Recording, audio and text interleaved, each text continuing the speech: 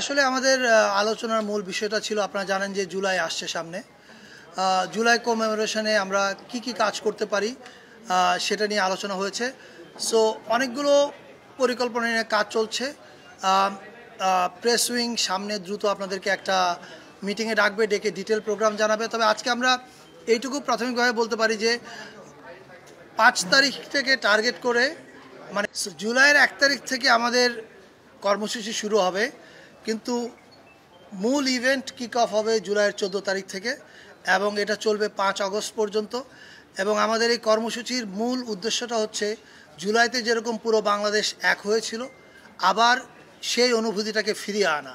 সেই অনুভূতিটা আমাদের মধ্যে আছে, জাস্ট রিইনফোর্স করা সেটাকে।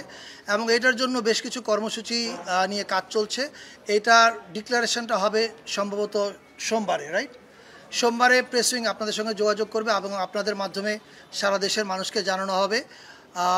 আপাতত আমার বলবার এইটুকুই আছে। এবং 5ই আগস্ট একটা ছুটি ঘোষণা করা হবে, সেটা হচ্ছে ছাত্র জনতার অভ্যুত্থান দিবস হিসাবে পালিত হবে। এটা এই বছর থেকে প্রতি বছরই পালিত হবে।